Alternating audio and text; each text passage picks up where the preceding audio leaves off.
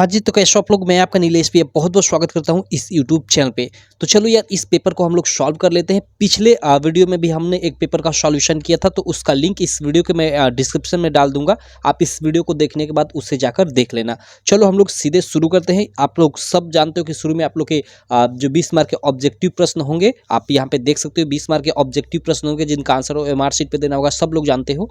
जिनको सॉल्व करने को चूँकि 1 घंटे का टाइम आपको मिलेगा, लेकिन आप केवल जो ऑब्जेक्टिव होंगे ये शुरू के, इनको आप 20 मिनट में भी सॉल्व कर सकते हो, हिंदी में खासकर। हाँ, मैथ में मैं कहूँगा कि आपको 1 घंटे लग जाएगा, तो 20 मिनट आप इसमें दे दीजिए। उसके बाद इसमें का जो टाइम बचा, जो सब्जेक्टिव प्रश्न होंगे, संदर्भ व्याख्या संबंधित प्रश्न, उनमें मतलब दीजिएगा अपना टाइम। तो चलो कोई दिक्कत नहीं, इसको हम लोग सॉल्व करते हैं। सबसे पहले जो हम लोग को शुरू के ये 20 ऑब्जेक्टिव प्रश्न है। ठीक यार, ये पेन नहीं चल रही, चलो मैं दूसरी पेन ले लेता हूँ। ओके, चलो यहाँ पे देख सकते हो जो फर्स्ट प्रश्न है, स्क्रीन पे आप लोग देख सकते हो। थोड़ा मैं जूम कर दूं कि आपको और अच्छा दिखाई दे। ओके, चलो। ठलुआ क्लब के लेखक हैं, हमें ये ठलुआ क्लब ये एक रचना है, इसके लेखक का नाम बताना है। ठीक है, वो कौन है? हजारी प्रसाद द्विवेदी, बाबू गुलाब राय, अमृत राय या केशव दास। इन चारों में से हमें बताना है। 4 ऑप्शन है, तो इसका सही जो ऑप्शन होगा ये बी वाला होगा। आपको ओएमआर शीट में जो बी होगा उस पर ऐसे उसको रंगना होगा। और हमेशा याद रखना, हमेशा आप काला और नीला नॉर्मल पेन, बाल पॉइंट पेन का प्रयोग करना, जेल का प्रयोग मत करना। ठीक है, केवल आपको 2 पेन यूज करना है, काला और नीला, अपने एग्जाम में। क्लियर है? और वो भी नॉर्मल पेन, जेल पेन नहीं। ठीक है, चूँकि देखो थोड़ा बोलने में मुझे प्रॉब्लम हो रही है। एक्चुअली मेरी तबीयत कई दिनों से ख़राब चल रही है, खांसी काफ़ी आ रही है, और मतलब चलो कोई दिक्कत नहीं। चलो इसको एक्सप्लेन छोड़ो, हम लोग क्वेश्चन करते हैं, कोई दिक्कत नहीं। फर्स्ट हो गया। सेकंड हम लोग प्रश्न चलो देख लेते हैं। सेकंड प्रश्न हो गया हम लोग का कि यात्रा के पन्ने किस विधा पे आधारित रचना है। मैंने चूंकि बता दिया कि आपको काला और नीला पेन का ही यूज करना है, इसलिए यूज करना है क्योंकि रेड पेन या कलर पेन बोर्ड में यूजेबल नहीं होती, यूज नहीं की जाती है। क्लियर है? हम लोग इसलिए ये रेड पेन या कलर पेन का यूज करते हैं ताकि आपको अच्छा दिखाई दे, साफ दिखाई दे। चलो, यात्रा का पन्ने किस विधा पे आधारित रचना है? नाटक या भेंटवार्ता, यात्रावृत्त, कहानी। तो देखो जो यात्रा के पन्ने हैं, प्रसिद्ध यात्रा साहित्य के लेखक जो है राहुल सांकृत्यायन, उनकी एक कृति है। ठीक है, तो ये यात्रा का पन्ने यात्रावृत्त विधा की रचना है। यार ये सब पेनों को हुआ क्या है? ये भी नहीं चल रही है, गजब। चलो ये पेन ले लेता हूँ, 1 मिनट। चलो अगला हम लोग का थर्ड नंबर प्रश्न है कि आवारा मसीहा नामक कृति के रचनाकार है। ओके, हमें आवारा मसीहा कृति के रचनाकार का नाम बताना है। मैथिली शरण गुप्त है, बाबू गुलाब राय हैं, अमृत राय है या विष्णु प्रभाकर है। आप सब लोग जानते होंगे, ये तो होंगे नहीं। इन तीनों में से अगर आपको इसके बारे में अच्छे से नहीं मालूम है तो आप इन तीनों में कन्फ्यूज हो जाओगे। तो जो भी चीज़ आप याद करो, अच्छे से याद करो। तो देखो जो आवारा मसीहा है, मैं आपको बता दूं कि वो विष्णु प्रभाकर जी द्वारा, जी हाँ मैं दोस्त, विष्णु प्रभाकर जी द्वारा लिखित सॉरी आवारा मसीहा विष्णु प्रभाकर जी द्वारा लिखित जीवनी विधा की रचना है। क्लियर? तो ये आप लोग का थर्ड प्रश्न भी क्लियर हो गया। चलो थर्ड के बाद फोर्थ नंबर। देखो यार बार बार मुझे दिक्कत आ रही है, थोड़ी तबीयत खराब है, मैं फिर एक बार बोल दूं तो माफ़ कर देना थोड़ा। हो सकता है भाई, किसी की भी तबीयत खराब हो सकती है। चलो ये हम लोग का थर्ड प्रश्न है। ओके, 4 है इसमें कथन दिया हुआ है, इसमें से कोई एक कथन छांटना है हमें। चलो इसको हम लोग छांट लेते हैं। भारतेंदु हरिश्चंद्र आलोचना साहित्य के जनक माने जाते हैं। गलत बात है भाई, ऐसा नहीं है। आचार्य रामचंद्र शुक्ल प्रसिद्ध निबंधकार है। बिल्कुल है, बिल्कुल है, राइट, ये ऑप्शन हो जाएगा बी वाला। तो इनको हमें देखने की कोई जरूरत ही नहीं है। ठीक, चलो बाकी देख ही लेते हैं। मित्रता निबंध के लेखक राय कृष्णदास, नहीं ऐसा थोड़े है, आचार्य रामचंद्र शुक्ल ही हैं।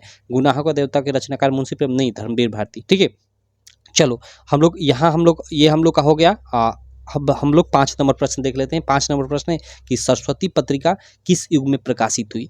भारतीय युग में, द्विवेदी युग में, शुक्ल युग में या फिर इनमें से कोई नहीं। देखो जो सरस्वती पत्रिका थी वो द्विवेदी युग में प्रकाशित हुई थी। ठीक है, किस युग में प्रकाशित हुई थी? तो द्विवेदी युग में। इसको आप लोग याद रखिएगा, काफ़ी इंपॉर्टेंट यह प्रश्न है। ठीक, चलो आगे हम लोग देखते हैं। 5 के बाद इधर 6 नंबर प्रश्न पे आ जाते हैं। 1 मिनट, इधर मैं आ जाता हूँ।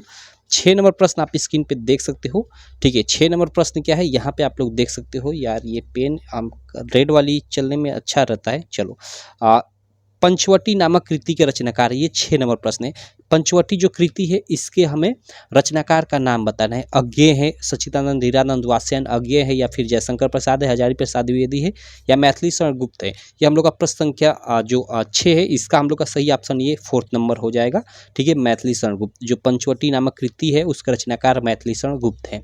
अगला है 7वां प्रश्न कि क्या भूलू के याद करूँ, किस विधा पे आधारित? भाई ये तो वेरी वेरी वेरी वेरी जितना इंपॉर्टेंट, क्या बोलूँ क्या याद करूँ, और नीर का निर्माण फिर, दो ये रचनाएं हैं आत्मकथा विधा पे मतलब आधारित, और दोनों के मतलब लेखक हैं वो कौन है, तो वो हरिवंश राय बच्चन है, सिंपल। चलो 7वें के बाद 8वां प्रश्न देख लेते हैं कि अर्धनारीश्वर नामक कृति के लेखक हैं।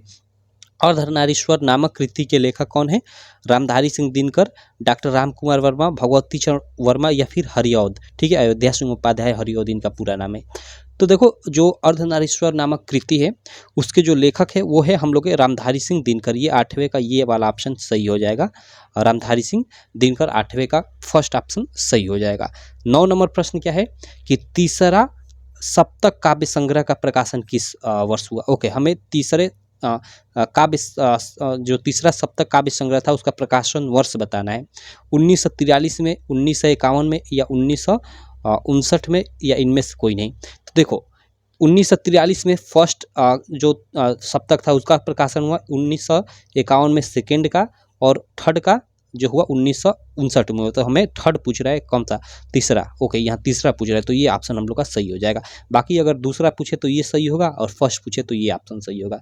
चलो आगे हम लोग का 9 के बाद 10 नंबर प्रश्न है कि जन्मेजय का नागयज्ञ नाटक किस विधा पे आधारित। ओके, देखो जन्मेजय का नागयज्ञ जो है एक प्रसिद्ध नाटक विधा की रचना है, वो है जयशंकर प्रसाद जी की। ये ऑप्शन बिल्कुल राइट हो जाएगा, बाकी ये तीनों आपके गलत हो जाएंगे। ठीक है, तो ये हम लोग का 10 नंबर प्रश्न का ये वाला ऑप्शन हम लोग का सही हो जाएगा। उसके बाद 11 नंबर जो प्रश्न है, ओके, यहाँ आप 10 प्रश्न जो होंगे शुरू में, आप सब लोग जानते हो कि आप लोग के हिंदी में गद्य पद्य या आपके चैप्टर से जितने भी गद्य पद्य में हैं उनकी मतलब जो भी लेखक है उनकी प्रमुख रचनाओं से, उनकी विधाओं से संबंधित होंगे। उसके बाद 11 से 20 तक यानी आगे के जो 10 प्रश्न होंगे वो आपके अब हिंदी व्याकरण यानी रस छंद अलंकार से, तत्सम तद्भव पर्यायवाची, समास या शब्द रूप, इन सब से मतलब ऑब्जेक्टिव टाइप के प्रश्न होंगे। तो चलो यहाँ पे 11 नंबर प्रश्न हम लोग ये देखते हैं। देखो यहाँ पे हमें ये क्या दिया है, एक हमें ये 2 लाइंस दी हुई हैं और इसमें हमें पूछ रहा है कि रस है, इसमें कौन सा रस है। क्या है कि मणि खोए भुजंग सी जननी, फनसा पटक रही थी शीश, अंधी आज बनाकर मुझको, किया न्याय तूने जगदीश। ये देखो ये क्या है, जब श्रवण कुमार को तीर लग जाती है ना, तो उस टाइम भी अपनी मतलब बच्चे को नहीं देख पाती है उनकी माता, तो उसी समय उनकी पीड़ा मतलब काफ़ी ज़्यादा होती है, और उसी का ये मतलब एक तरह से व्याख्यान है, उसी पे एक लाइन है। तो इसमें क्या है, इसमें करुण रस है, करुणा है भाई साहब, तो यहाँ करुण रस हो जाएगा यहाँ। ठीक, हाँ से थोड़े होगा, यहाँ विवश नहीं होगा, शांत नहीं होगा, करुण रस हो जाएगा इस मतलब इन लाइन में करुण रस है। चलो ये 11 के बाद हम लोग 12 नंबर इधर प्रश्न देख लेते हैं। 12 नंबर प्रश्न क्या है, आप स्क्रीन पे देख सकते हो। यहाँ पे मैं दिखाता हूँ, जो सुमिरत सिद्धि होए, गणनायक करिवर बदन, करहूँ अनुग्रह सोए, बुद्धि राशि शुभगुण सदन। ये तो आप लोग का हिंदी का पद्य के किसी चैप्टर में है, मुझे याद नहीं है, लेकिन पद्य के किसी चैप्टर में ये लाइंस दी हुई है। इसमें हमें पूछ रहा है कि इस पंक्ति में कौन सा छंद है, हमें पूछ रहा है कि छंद, तो सीधे सीधे याद रखना ये सोरठा छंद का उदाहरण है। ये किसका है, सोरठा छंद का उदाहरण है, ये ऑप्शन सही हो जाएगा। बाकी यहाँ आप मात्रा गिनकर भी पता लगा सकते हो अगर आपको डायरेक्टली इसको पता नहीं है तो। ठीक, चलो उसके बाद हम लोग 12 के बाद 13 नंबर प्रश्न पे चलते हैं। 12 के बाद 13 नंबर प्रश्न है हम लोग का, आप लोग स्क्रीन पे देख सकते हो, ये भी आप लोग की बुक का ही प्रश्न है। ठीक है, मोर मुकुट की चंद्रकनी, यो राजत नंद, मनु शशि शेखर की अकस, किए शेखर सचंद। इसमें हमें बताना है क्या, अलंकार इसमें बताना है। तो देखो इसमें कौन सा अलंकार है भाई, तो इसमें आप सीधे सीधे याद रखना, इसमें उत्प्रेक्षा अलंकार है। इसमें कौन सा अलंकार है, उत्प्रेक्षा। ये आपका बुक का है, ठीक है, कहीं अलग से नहीं, ये आपके बुक का ही है, पद्य पाठ में किसी चैप्टर का ही है ये। ठीक, तो इसको आप लोग याद रखना। और उत्प्रेक्षा अलंकार क्या होता है, आप सब लोग जानते हो कि जहाँ उपमेय में उपमान की मतलब भेद रहित उत्पन्न होता है, जहाँ वही क्या होता है, उत्प्रेक्षा अलंकार होता है, या जहाँ उपमेय में उपमान की मतलब एक तरह से कामना की जाए। चलो 13 नंबर प्रश्न हो गया। 14 नंबर हम लोग प्रश्न देखते हैं। 14 नंबर ये उपसर्ग से रिलेटेड है कि अनादर शब्द में कौन सा उपसर्ग है। अनादर, देखो यहाँ पे अनादर उपसर्ग क्या होता है, जो किसी शब्द के पहले लगा होता है। ठीक है, तो जो हम लोग का इसमें ऑप्शन है वो है अन, अनु, नादर या आ। तो देखो जो अनादर है इसमें अन उपसर्ग है, क्योंकि अन प्लस आदर मिलकर अनादर होगा, तो ये अन उपसर्ग हो जाएगा, ये 14 का क सही हो जाएगा। उसके बाद 15 नंबर प्रश्न है कि सूरज शब्द के पर्यायवाची हैं। ओके, सूरज शब्द का पर्यायवाची हमें बताना है। ऑप्शन दिया कि तुरंग है, मेघ जलद, सरोज जलज या रवि दिवाकर। सही ऑप्शन भाई ये हो जाएगा। क्यों? क्योंकि रवि और दिवाकर, भानु, रवि दिवाकर, भानु, भास्कर, सब लोग जानते हो कि ये सूरज का पर्यायवाची होता है। और मेघ जलद या घटा घन मेघ जलद, ये किसका होता है? ये बादल का होता है। और ये तुरंग है या बाजी, बाजी नहीं बाजी, ये किसका? घोड़ा का होता है। उसके बाद सरोज, ये जलज, नीरज, पंकज, ये किसका होता है? ये कमल का होता है। ठीक, चलो मैंने सब एक्सप्लेन कर दिया। उसके बाद 15 के बाद 16 नंबर प्रश्न देखते हैं भाई। 16 नंबर प्रश्न आप स्क्रीन पे देख सकते हो कि नवरत्न में समास है। ओके, नवरत्न, ओके, नवरत्न मीन्स 9 रत्नों का समूह एक तरह से। ठीक है, तो ये क्या है? संख्या बोधक है। क्या है? यह संख्या बोधक है। लेकिन यहाँ देखो बीच में हाइफन भी है, 9 और रत्न। तो यहाँ कितने लोग हाइफन से समझेंगे, ये बीच में हाइफन होता है तो ये द्वंद्व समास समझ लेंगे, लेकिन ऐसा नहीं है। इसका बीच में हाइफन है। जैसे माता पिता में अगर मैं बोलूँ माता और पिता, तो इसमें मैं बोल सकता हूँ कि द्वंद्व समास है ये, इसमें माता पिता में।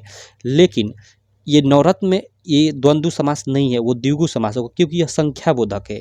ठीक है, इसका ध्यान रखना। और इसका आप लोग मतलब समास विग्रह करोगे तो बीच में और नहीं आएगा।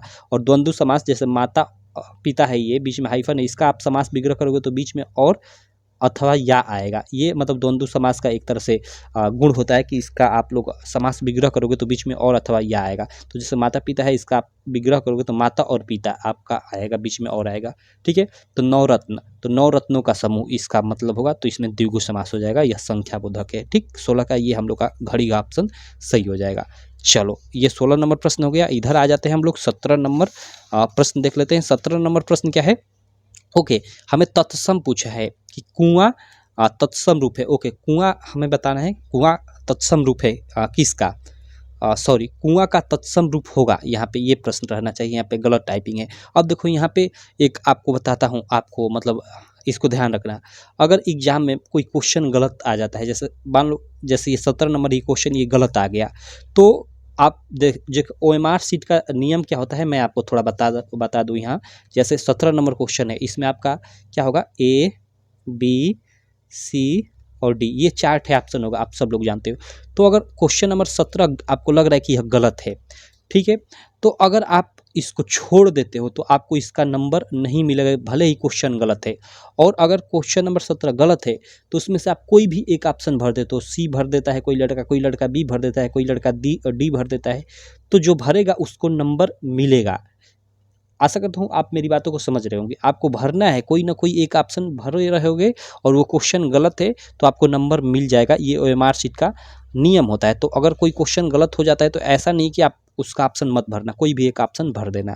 ठीक है, तो चलो इसको मैं करेक्ट कर देता हूँ। कुआं का तत्सम रूप होगा, हमें ये क्वेश्चन रहना चाहिए। तो वो कूप या अक्षी या तड़ाक या इनमें से कोई नहीं भाई, सब बता सकते हो। कूप, कुआं का तत्सम रूप कूप होगा। अक्षी भाई ये तो आँख का होता है, तड़ाक ये तालाब का होता है। चलो अगला हम लोग का ये 18 नंबर प्रश्न है कि स्वागतम में प्रयुक्त संधि का नाम है। दीर्घ संधि, यण संधि, वृद्धि संधि, विसर्ग संधि। भाई इसमें से लगभग 90% लोग इसमें स्वागतम इसमें दीर्घ संधि मारेंगे, लेकिन गलत हो जाएगा भाई। ये देखो सु यहाँ क्या आ रहा है? उ प्लस यहाँ आ, मतलब देखो उ या मतलब छटाऊ या बढ़ाऊ के बाद असमान स्वर या अ आए तो उसका क्या हो जाता है? वह हो जाता है। आपने पढ़ा होगा, ये यण संधि का गुण है, तो इसमें यण संधि है, न कि दीर्घ संधि। क्लियर? आप लोग के एग्जाम में लगभग 80% चांस है कि यण संधि से ही मतलब क्वेश्चन पूछेगा। 100% एक तरह से बोल सकते हैं, क्योंकि आप लोग का 30% आप सब लोग जानते हो कि सिलेबस भी आप लोग का कम हुआ था बोर्ड परीक्षा इस साल के एग्जाम के लिए। चलो आगे हम लोग एक मिनट आगे हम लोग 19 नंबर प्रश्न देख लेते हैं। 19 नंबर प्रश्न क्या है कि नदी भी रूप है नदी शब्द का। ओके, हमें बताना है कि नदी भी नदी शब्द का कौन सा रूप है? तृतीया विभक्ति बहुवचन, सप्तमी विभक्ति एकवचन, या पंचमी विभक्ति द्विवचन, या तृतीया विभक्ति बहुवचन। हमें ये 19 नंबर प्रश्न है, इसका आंसर बताना है कि नदी भी रूप है नदी का। तो इसका सही ऑप्शन ये फर्स्ट वाला हो जाएगा भाई। नदी भी तृतीया विभक्ति बहुवचन का रूप होता है, आप लोग देख लेना नदी भी। ठीक, चलो 19 के बाद हम लोग 20 नंबर देख लेते हैं। 20 नंबर क्या है कि अहसम रूप है हंस धातु का। देखो जहाँ ये अ आ गया, आगे अ आ गया, जैसे अहसम, अहसाम, अहसावा, ठीक है। तो ऐसे इसको आप लोग समझ लेना, सीधे आप लोग समझ लेना कि ये लड लकार का मतलब ये है, आगे ऐसे अ आ गया, ठीक है। जैसे अपठताम, अपठन आ गया, ठीक है। पठ धातु में अगर मैं बात करूँ आगे अ आ गया तो समझ जाना कि वो लड लकार में चला जाएगा। तो सीधे इसमें लड लकार खोजो तो देखो ये आपका खत्म, ये ऑप्शन खत्म, ये ऑप्शन खत्म, लड यहाँ पे, तो यही आपका आंसर हो जाएगा। बाकी दो रहे मतलब यहाँ पे भी लड लकार रहे तो उसमें आपको छांटना पड़ेगा, लेकिन यहाँ ऑप्शन के अनुसार तो ये सीधे आपका मिल जाता है। क्लियर। तो चलो ये हम लोग के 20 ऑब्जेक्टिव हुए। 20 ऑब्जेक्टिव के बाद आप लोग सब जानते हो कि आप लोग का मतलब वर्णनात्मक प्रश्न रहेगा, उसके बाद जिसका आंसर आपको कॉपी पे लिखना होगा, जिसमें आप लोग का फर्स्ट प्रश्न क्या रहेगा, फर्स्ट प्रश्न आप लोग का रहेगा आप लोग के गद्य पाठ से दो दो गद्यांश रहेगा, उनमें से किसी एक को करना होगा जिसका आपको 6 मार्क मिलेगा।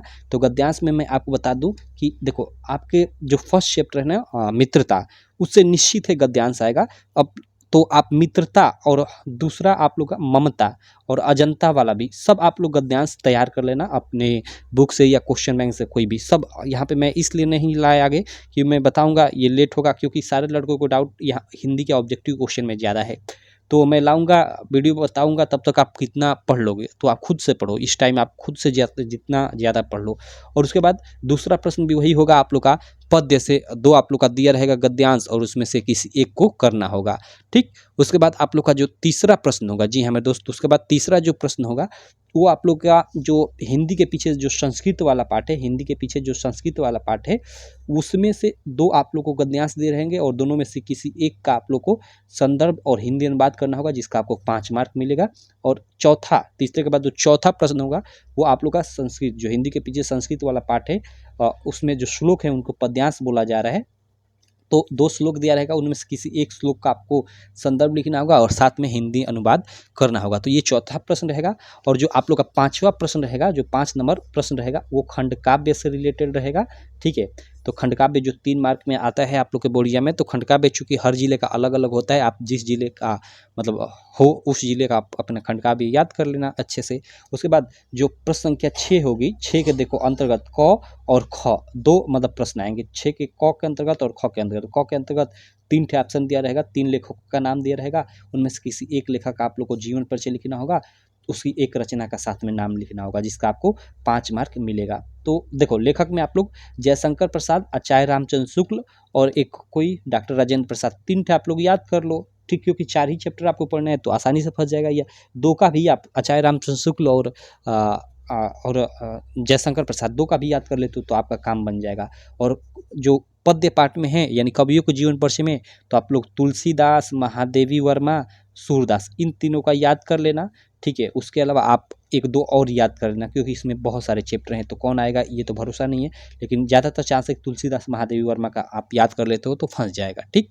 उसके बाद 6 के बाद 7 नंबर जो प्रश्न होता है भाई, 7 नंबर जो प्रश्न आएगा आप लोग का वो श्लोक से रिलेटेड आएगा। तो श्लोक आप कम से कम 3 ठे श्लोक याद कर लेना, आसान आसान मैंने लिखवा रखा है, हिंदी की प्लेलिस्ट में आप जाओगे तो मिल जाएगा, ठीक। और ये निश्चित होता है 2 मार्क में आप लोग का श्लोक आएगा ही आएगा, ये निश्चित वाला प्रश्न होता है ये 7वां। और जो 8वां प्रश्न होगा उसमें आप लोग का हिंदी के पीछे जो संस्कृत वाला ही पार्ट है उससे रिलेटेड 4 ठे क्वेश्चन रहेंगे, उनमें से किसी 2 का आपको आंसर देना होगा, प्रत्येक प्रश्न 2-2 मार्क का, यानी 4 मार्क आपको मिल जाएगा। क्लियर। और लास्ट में जो 9 नंबर प्रश्न होगा वो आप लोग का क्या होगा, वो आप लोग का निबंध से संबंधित होगा, जो 9 नंबर का होगा निबंध। तो निबंध भाई मैं बता चुका हूँ कि आप जैसे कुछ इम्पोर्टेंट निबंध जैसे देखें तो पर्यावरण संरक्षण के उपाय या पर्यावरण प्रदूषण जिसको बोल सकते हैं, देश प्रेम या राष्ट्र प्रेम पे आप लोग तैयार कर लेना, ठीक है। उसके बाद जनसंख्या पे तैयार कर लेना, उसके बाद यातायात पे तैयार कर लेना। कुछ ये इंपॉर्टेंट टॉपिक है जिन पे आप लोग तैयार कर लेना। तैयार क्या, निबंध तैयार क्या करना है, निबंध एक बार पढ़ लो अच्छे से कैसे लिखा जाता है, बस लिखने का तरीका जान लो, कई वीडियो में मैं बता चुका हूँ, और उसके बाद एग्जाम में आएगा तो आप लोग लिख दोगे। क्लियर। तो चलो ये हम लोग के 20 ऑब्जेक्टिव हमने इसमें इस वीडियो में देखा, और साथ में पूरा पूरा आप लोग का पेपर भी देख लिया कि कैसे आएगा। आशा करता हूँ ये वीडियो आपके एग्जाम में काफ़ी हेल्पफुल होगी। आशा करता हूँ ये वीडियो आपको पसंद भी आई होगी। बाकी एक इसी प्रकार की वीडियो मैंने बनाया हुआ था कल, तो उसका लिंक इस वीडियो के मैं डिस्क्रिप्शन में डाल दूंगा, आप जाकर देख लेना, ठीक। बाकी आप कमेंट कर बताना कि आपको और कैसा वीडियो चाहिए, मैं ज़रूर लाऊंगा। और ये जो मैं बता रहा हूँ ये सारा का सारा ना ये आप लोग का 15 तारीख तक बताऊंगा, और लगभग 15 ऐसी वीडियोज या हो सकता है 10 ऐसी वीडियोज 10-15 लाऊंगा, और इसी में से सेम टू सेम डिट्टो आप लोग के एग्जाम में क्वेश्चन फंसेंगे, तो आप एकदम अच्छे से तैयारी करते रहिए। बाकी चलो मैं आपसे मिलता हूँ नेक्स्ट वीडियो में, तब तक के लिए थैंक यू।